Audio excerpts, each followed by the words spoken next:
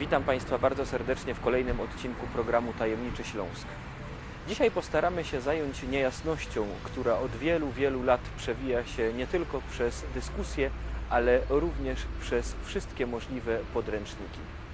Zastanowimy się, czy aby na pewno Górny Śląsk przez sto kilkadziesiąt lat znajdował się pod zaborem pruskim.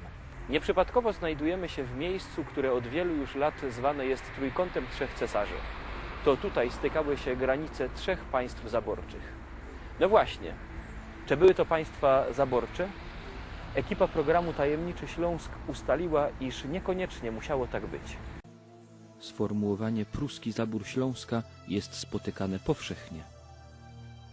Jest to bardzo często używane, nawet w niektórych podręcznikach szkolnych spotkałem tego typu terminy. Jest to oczywiście błąd i terminologiczny, i merytoryczny. Bo ten termin zabory używamy na ziemię, które wchodziły w skład I Rzeczypospolitej, czyli w wieku XVIII. I w wyniku rozbiorów, no wiemy, prawda, w drugiej połowie wieku XVIII dostały się pod panowanie Prus, Rosji i Austrii. Błędne mniemanie, iż Śląsk był pod zaborem pruskim, rozpowszechnione jest także wśród elit. Pamiętam, jak kilka lat temu rozmawiałem z jednym z działaczy samorządowych Cieszyna. Rozmowa dotyczyła portretu cesarza Franciszka Józefa I i kwestii, czy portret Najjaśniejszego Pana powinien znajdować się w sali Rady Miejskiej Cieszyńskiego Ratusza. Działacz ów przekonywał mnie, że nie tam jego miejsce, gdyż niepodobna, by salę obrad Rady Miejskiej Cieszyna zdobił portret zaborczego władcy. Pomijam już fakt, że Franciszek Józef jako cesarz Austrii w akcie 5 listopada w zasadzie dokonał unieważnienia rozbiorów polskich, akt 5 listopada 1916 roku, wyodrębniając Galicję, pomijając już to. Nazywanie go w Cieszynie zaborcą jest, oględnie mówiąc, nieporozumieniem. Jak zwykle w przypadku Śląska mamy do czynienia z propagandą. Prawie każdej dotychczasowej władzy zależało, aby utrzymywać fikcję, iż Śląsk był pod zaborem pruskim. Zależało na tym i II Rzeczypospolitej, zależało na tym władzom tuż po 1945 roku, każdej późniejszej władzy podczas realnego socjalizmu, a i w III Rzeczypospolitej nie kwapiono się do poprawiania podręczników. Jedyni, którzy mówili prawdę, to ludzie, którzy rządzili za czasów Hitlera. Ale oczywiście nie można było się na nich powoływać. Zresztą i dzisiaj jest to, szczerze mówiąc, niewskazane.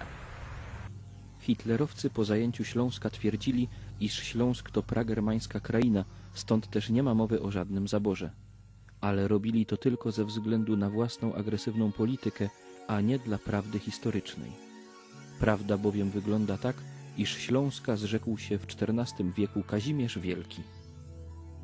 Etapami ten Śląsk odpada od związków z Polską. To jest też pewne uproszczenie, że Kazimierz zrzekł się całego Śląska. On się właściwie zrzekł praw do większości księstw śląskich, ale to już jest jakby margines sprawy. Tutaj jest istotne to, że w 1348 roku król czeski i cesarz rzymsko-niemiecki Karol IV Wielki ustanowił takie pojęcie korona świętego Wacława, korona czeska. I wtedy już był seniory w stosunku do książąt na Śląsku, no głównie Piastów oczywiście. I oni byli jego lennikami w związku z tym.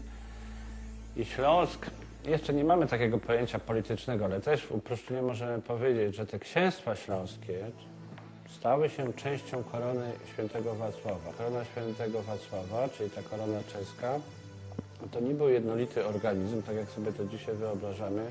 Mamy średniowiecze. Składał się z 4 części, czyli z Czech, Moraw, Śląska i Łużyc.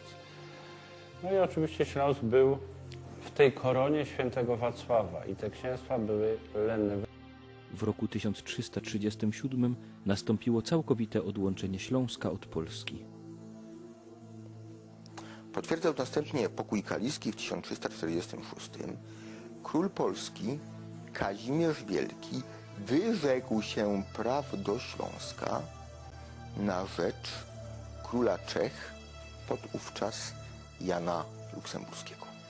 Już wtedy większa część Dolnego Śląska była zgermanizowana. Osadnictwo niemieckie na prawie magdeburskim zrobiło swoje, podobnie jak miało to miejsce na północnych i zachodnich skrawkach korony świętego Wacława, zwanych później przez historyków Sudetenlandem. Te obszary uległy germanizacji. Na górnośląskiej części tej prowincji przeważała jeszcze ludność identyfikująca się z językiem polskim. Oczywiście w XIV wieku trudno mówić o tożsamości, czy tym bardziej świadomości narodowej, tym niemniej poczuwająca się do związków z koroną polską. Następna zmiana przynależności państwowej nastąpiła w roku 1526. Śląsk, podobnie jak całe Królestwo Czech i Królestwo Węgier, znalazł się pod berłem Habsburgów. W monarchii habsburskiej Śląsk odgrywał bardzo istotną rolę. W dobie preindustrialnej, a więc w XVI i XVII stuleciu, obok Moraw i Czech uchodził za najbogatszy kraj koronny państwa habsburskiego. Bez przesady powiedzieć możemy, iż stanowił perłę w koronie habsburskiej.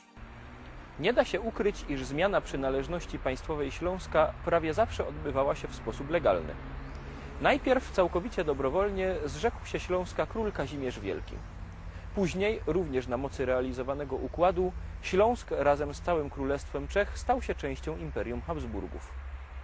Dopiero Prusy zdobyły Śląsk za pomocą oręża w roku 1742, ale nie odebrały go Polsce, tylko Austrii, a dokładniej Świętemu Cesarstwu Rzymskiemu Narodu Niemieckiego. W 1740 roku na tronie pruskim zasiada młody, zaledwie 28-letni władca Fryderyk II, bardzo dynamiczny, który wie aż nadto dobrze o kłopotach, jakie ma jego koleżanka na tronie, cesarzowa austriacka Maria Teresa, której proponuje pomoc w walce o utrwalenie panowania w państwie habsburskim za cenę, no właśnie, zrzeczenia się praw do Śląska. Maria Teresa odmawia. Wówczas rozpoczęła się tak zwana pierwsza wojna śląska. W okresie kryzysu dynastycznego w Austrii, wymarcie głównej linii męskiej Habsburgów, i to jest objęcie tronu przez Marię Teresę, czyli ta sukcesja tak zwana pragmatyczna, spowodowało konflikt w ramach Cesarstwa Rzymsko-Niemieckiego. I Śląsk stał się obiektem rywalizacji pomiędzy Królestwem Prus, króla Fryderyka II Wielkiego, i oczywiście Marii Teresy. Wojny toczyły się w latach 1740-1763, były 3 wojny śląskie i one właściwie przesądziły o losach Śląska aż do dnia dzisiejszego w pewnym stopniu.